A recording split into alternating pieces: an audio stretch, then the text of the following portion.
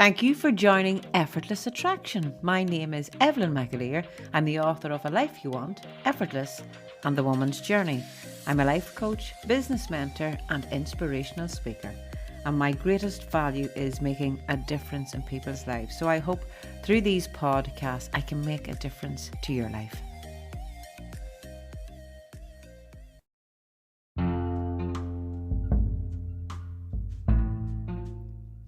If you would like to become a paid subscriber to Effortless Attraction, you'll find the link in the main profile.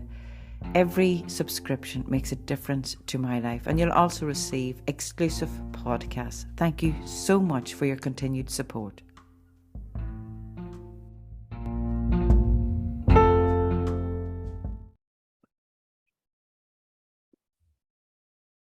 Hello, ladies and gentlemen, whoever can get to join us today on another great podcast. Well, today I'm joined by Donald, or Don, as I call him, Don McGorgan, and a great topic. I think it's going to be the first that I have spoken about it, and that's because I've experienced it a bit.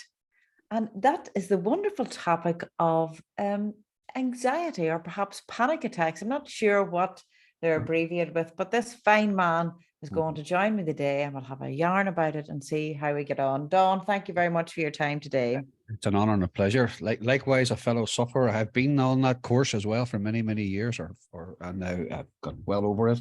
And I'm privileged to work with people who do suffer similar events, and it's easy. Knowledge is power, Evelyn. I think it's good to have a quick chat about this and maybe the symptoms and how we might attack and alleviate some of the pain and stress that can cause a lot of people. Yeah. And, you know, it's something that I wouldn't have really focused on, because that saying, where attention goes, energy flows. I thought, I'm not going to pay much heed on this. It'll pass. But rather than what I have heard in the past, people saying, I suffer from anxiety, I believe for me, it's an experience. It's an experience that shows up every so often and that I have to go through. But I think, and other people perhaps are of a belief that this is part of them. This is, I suffer from this, or it's something that maybe that we can't get over, and it restricts our lives. And I think for myself, yes, I'm up every morning. As you know, my business is, I'm a life coach. I assist other people. I help other people with their fears. We achieve goals, but we all have these things, emotions, feelings, fears, subconscious, that things just come from the past, out of the blue. Yeah. Tell me about, from yourself, Dawn, what this anxiety is. There definition between, or difference between anxiety and panic attacks? No, really, they were called anxiety attacks before it became panic attacks. I think maybe like Freud or something got started calling them panic attacks and stuff. What I suppose they are, there's no real definitive way what causes a panic attack. But from my experience of the people that I have dealt with who suffer chronic panic attacks to the point of where their life becomes unmanageable, it's always, or nearly always, in a childhood trauma. One particular case of a client that I had, when she was a young girl, at night time, her father was out at night and was in the security forces, and she was 7-8 years of age at the time. And at night, she would have this panic. She would lie in bed and she would stay awake till her dad got home on the weekends. From he got out of the car at the end of the lane till he got up the lane, she would almost fear that something was going to happen to her dad. She forgot about it for years, but that's how these triggers can come back at you. You forgot about this event. It may be trivial, it may be quite serious, either way, but it's real to the person and you've largely forgot about that. And that's the trigger. And I think the whole secret for me is, with working with clients, is to get rid of the trigger, decommission this trigger, because the trigger belongs to a gun. And if you read Gabor Mate's type of work, he's a great believer in doing away with that trauma. Look at it, see it for what it is, and replace it. And then you can make better decisions for yourself. The only good thing about a panic attack, if anybody's listening to this, to realize that what you're suffering in a panic attack is what you've suffered before and have survived. It is actually harmless. It's just, you imagine the wake, you look at an airplane and you see the trail behind it. That's just what's left. The plane's going on its journey, and it's harmless smoke, but it's very real and it can be very frightening for people. Yeah. But knowing that what you've actually survived gives you some self-confidence to say, well, let's go look at it before and see if we can put it into a place where we can deal with that. Yeah, I always remember as a child, whenever we would have went, say, for example, on airplanes, and at that time, children were allowed to sit in their parents' knees. And we used to laugh at our mother, she's always, my nerves are, pull that window down, or don't be looking out the window. And we used to laugh, but that feeling for her probably was extremely real because of things that had happened in her past. Yeah. And I know where that when you have enough tools, we'll get on to that, how people to deal with that experience, to come through it. It's horrible. It really is horrible at the time. Or for me personally, it's that I feel if I'm in a confined space that I can't breathe.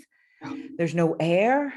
And it's a battle and it exhausts you, but it does pass. Can I read this wee thing out that I just happened to see a girl, Orla Kelly, had put on Facebook once, and it probably was different quotes, but how to deal with panic attacks. A panic attack is a feeling of sudden and intense anxiety. Panic attacks can also have physical symptoms, including shaking, feeling disorientated, nausea, rapid, irregular heartbeats, dry mouth, breathlessness, sweating, and dizziness. The symptoms of a panic attack are not dangerous, but can be very frightening. They can make you feel as though you're having a heart attack or that you're going to collapse or even die. Most panic attacks last somewhere between 5 minutes to 20 or 30 minutes.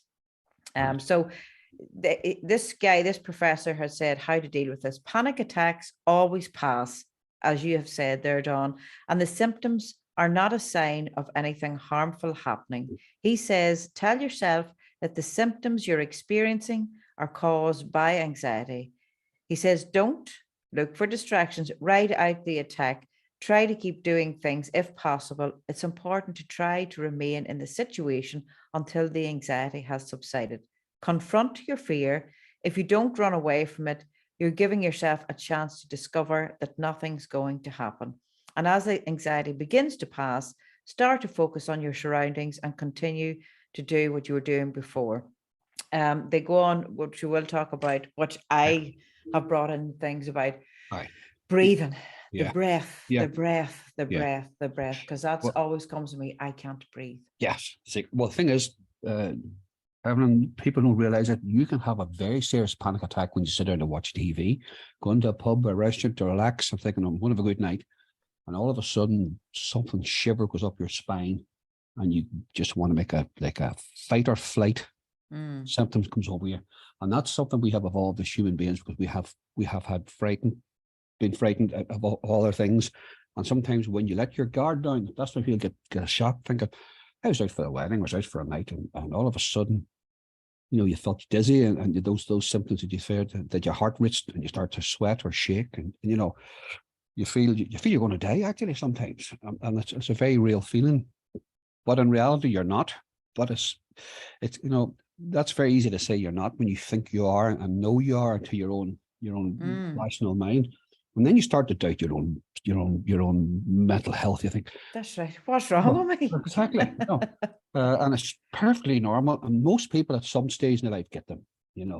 There's like two types of people. You're either going to have them. If you're not, you're going to get them at some stage in your life, some more than others. More extroverts get them more than introverts, but sometimes you can get that sense of complete out of control. And as I say, you can be enjoying a conversation and have them, and then that's what really frightens people.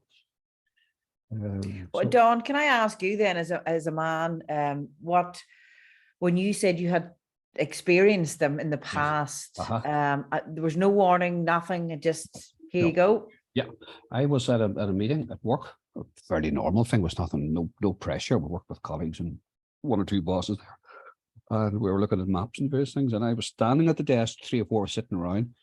The room started to spin.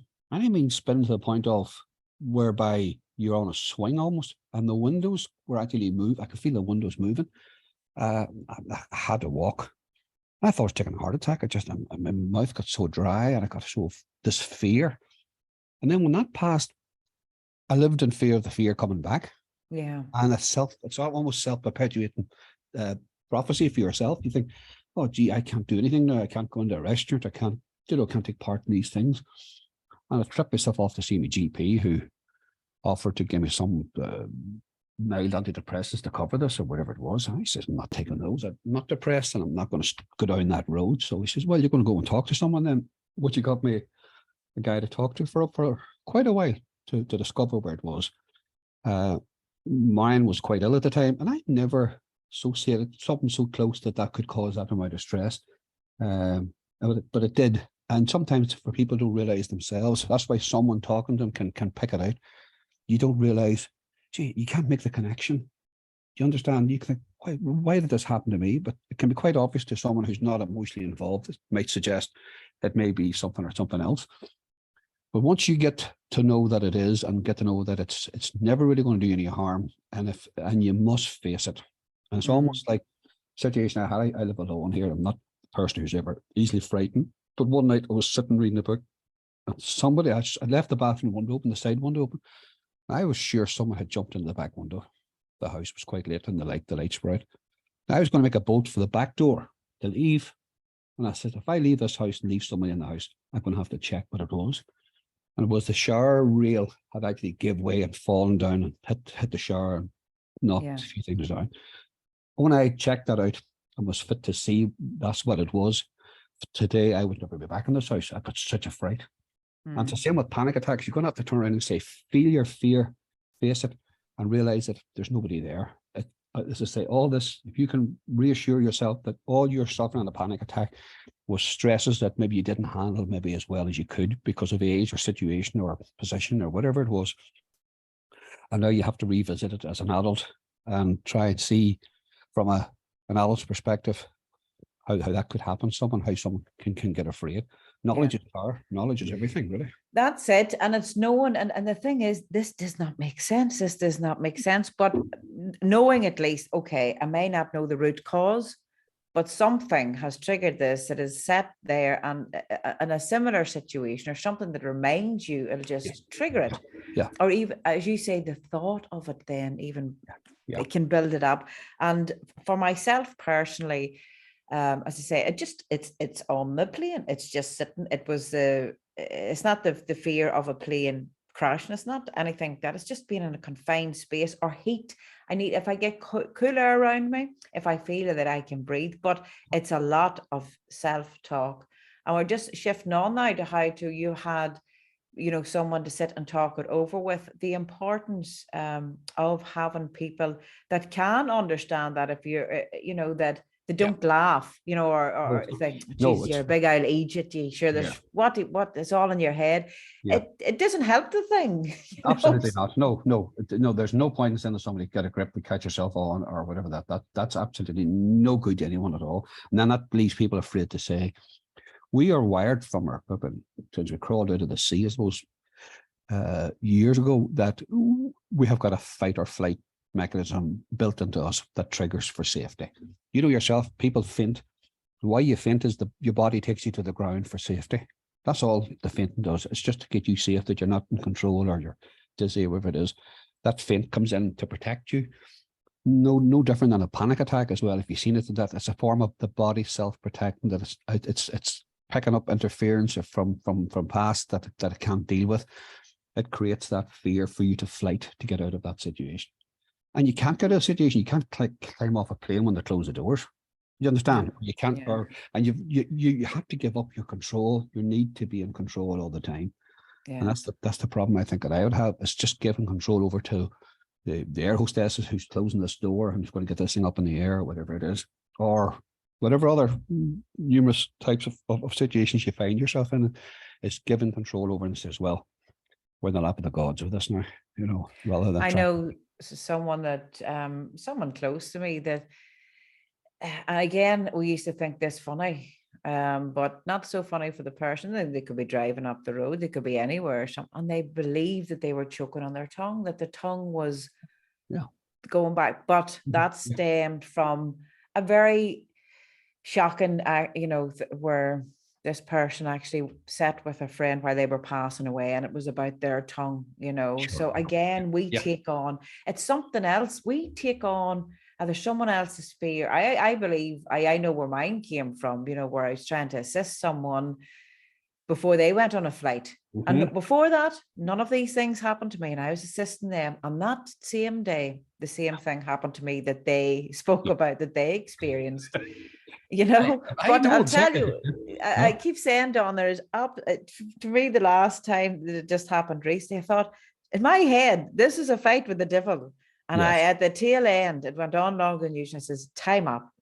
This has to stop now, Yes. because, and if I let this get the better of me, it's Yes. going to limit my life. I Yes. can't get to explore No. wonderful countries No. and that. No. So Yeah. just keep doing Yeah. it and doing it and doing it. Yeah. Yeah. If you get the courage up to, you know, I say to people, you can't really solve a problem with the same mindset that created it. So you have to make a change. If that makes sense. You can't be the same Evelyn. You have to be a different Evelyn to feel that fear and face that fear and confront the fear.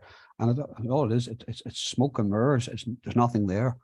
But That's right. goodness, it is a frightening experience. And I have every sympathy with people who suffer from it. I tell you, it's no laughing matter at all. No, You feel I think stupid. just then when we skip on to then till how we come through that experience, Yeah.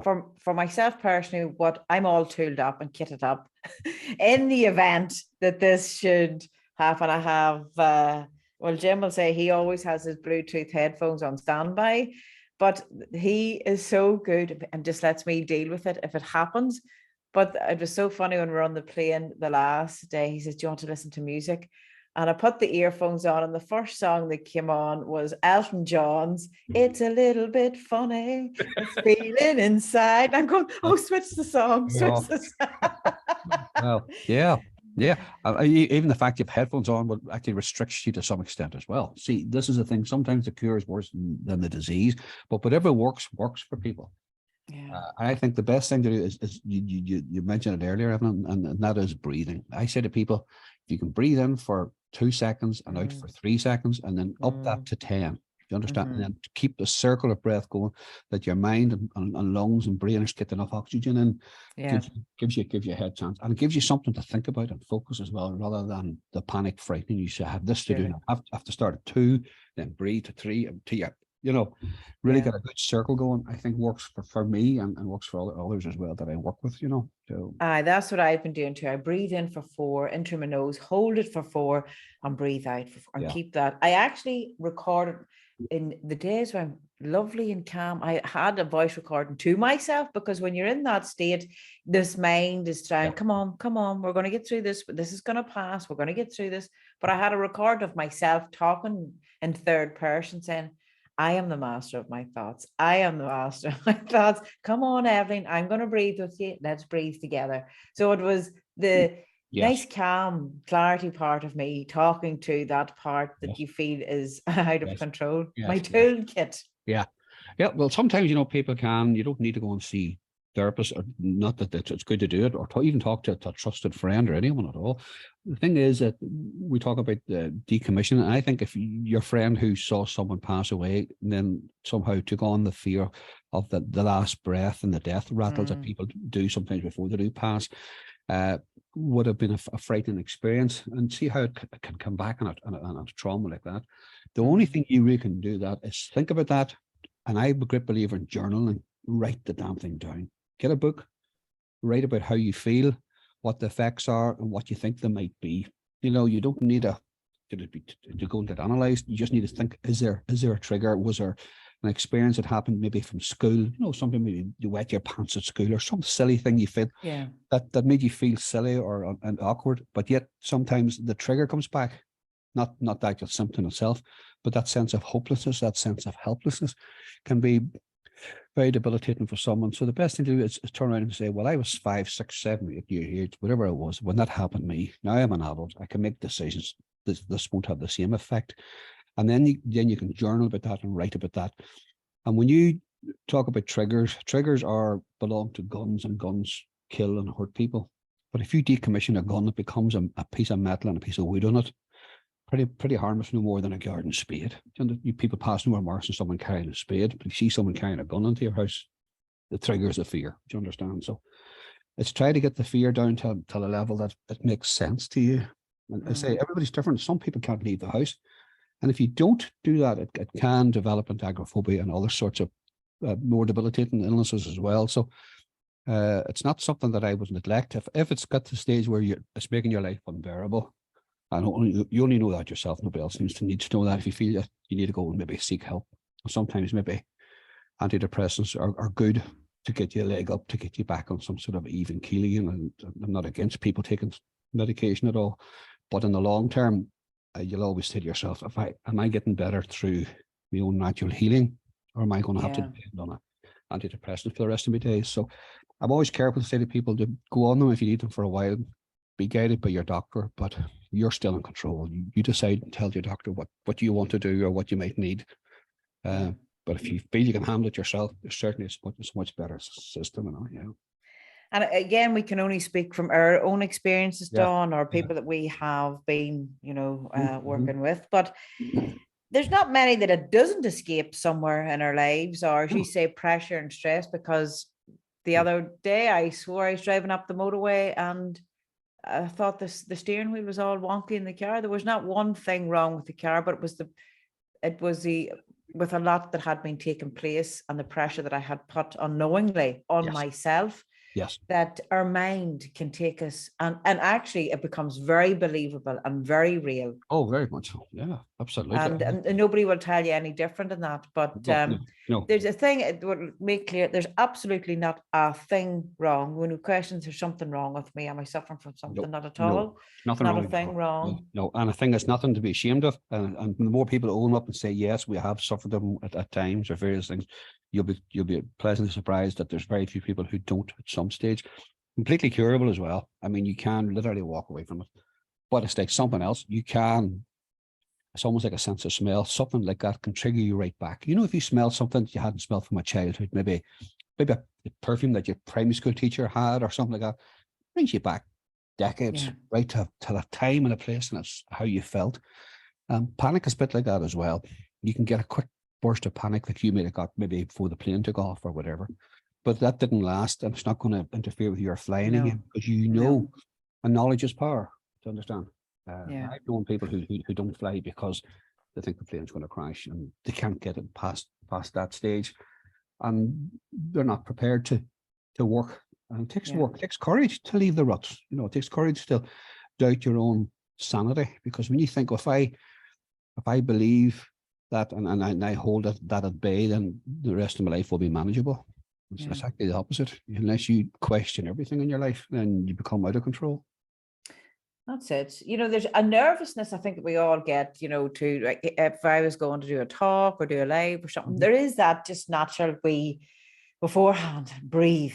And then once I get started, 100%, it's gone. It's like any of the fears, it's on this, when you're on this side of the fear, it'll hold you there until you step through it. Yes. And then it disappears. But it's riding that out. It's riding that. So a fear to me is if I'm afraid to have a phone call, I'm afraid to ring Don to ask him will I do a podcast in case he says no. Now, I could sit with that because I believe, or once I just make the phone call, that it's gone. Yes. But that anxiety thing, it's more of a journey, where you're in it. Yes, I know what you mean. In it, and then we come out the other side. It's like a tunnel or something. Now I'm out of it. Yes, I know what you mean. But some of the most famous broadcasters, I remember reading Terry Wogan's biography. Now, I thought Terry Wogan spoke to 8, 9, 10 million people every morning on Radio 2 for years. I thought it was a breeze for him, but he used to say only person he could think about was his granny back in Limerick. If he thought of the numbers that were listening to him. Yeah. And Bruce Forsyth is another guy who you've seen, remember him on TV, he was physically sick before he went on TV. But I think we all deal with our nerves and our sense of insecurity in different ways. If you're foolish enough to walk off and think you don't suffer these things, then you're not going to communicate with people. There's always that risk. And that's the risk that maybe creates the spark of broadcasting or anything you want to do, I suppose, in the public domain. There's a risk that it can go badly wrong. So well, there we go. I'm glad we got to chat about this here, Don, today, because And I'm going to keep it in my mind. It's an experience, like every experience. This too shall pass. It's not one of my more pleasant experiences, No. and it happens now and again. Yes. But I think through all experiences, and all challenges and difficulties, we come out of it a stronger person. Yes, absolutely. Yeah. You know, the Louise Hay statement, feel the fear and do it anyway. Do you understand? Feel the fear.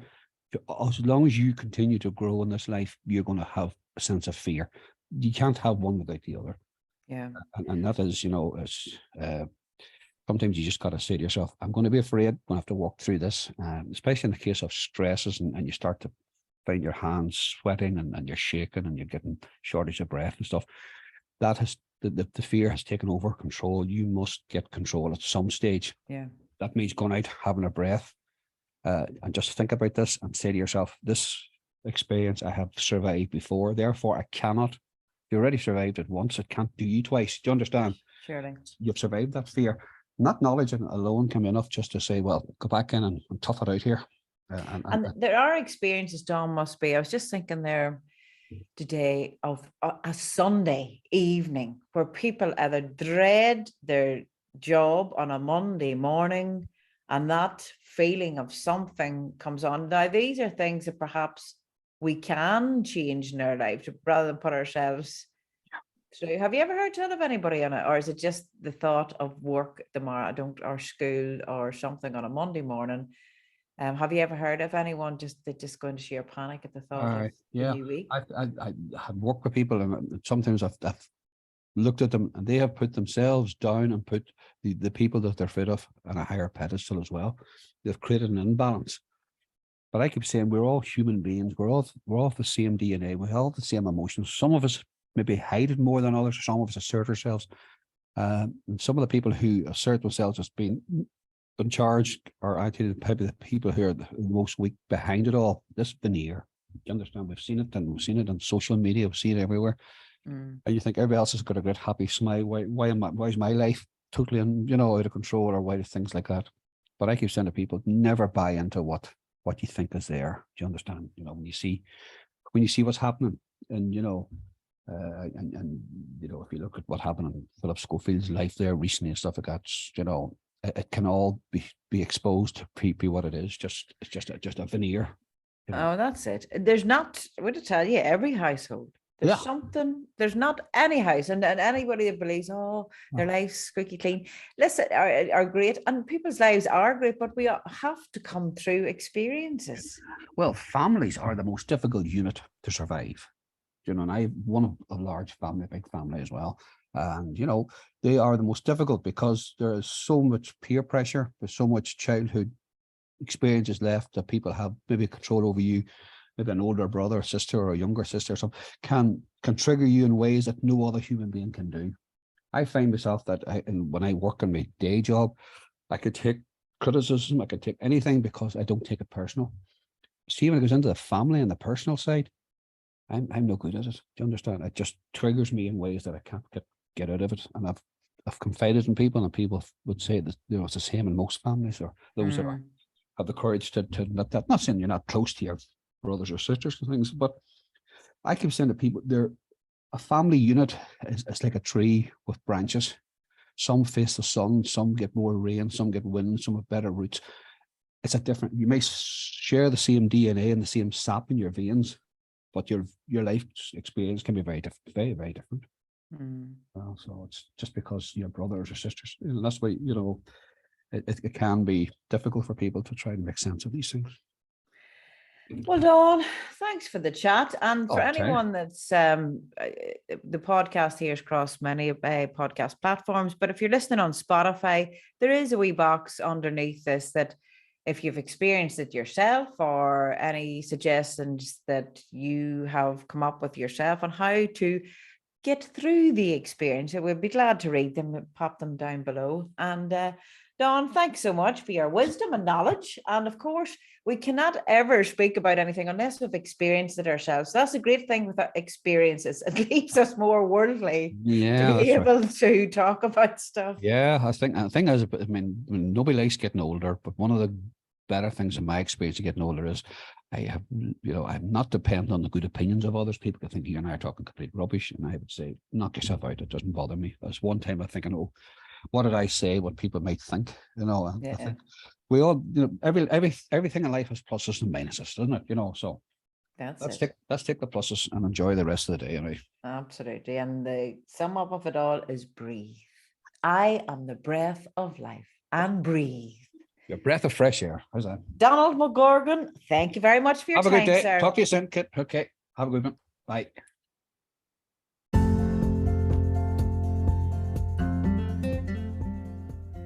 I hope today's podcast has made a difference to your day and possibly even your life. If you'd like to be a future guest on my podcast show, please reach out by email. It's evelyn@evelynmcaleer.com. If you'd like to receive any of my books, A Life You Want, Effortless of the Woman's Journey, you'll find them on Amazon. And if you're in the market for an inspirational speaker, someone that can share stories or that may benefit your workplace or colleagues or a community, I am always available. Again, you can get me on my email, evelyn@evelynmcaleer.com. Thank you so much for your time today.